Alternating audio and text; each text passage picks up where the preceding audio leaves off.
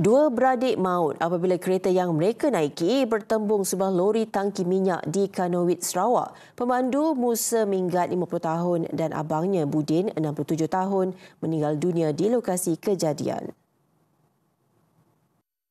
Nahas berlaku jam 12.30 hari semalam di Jalan Majau berhampiran SK Ulu Majau, Kanowit.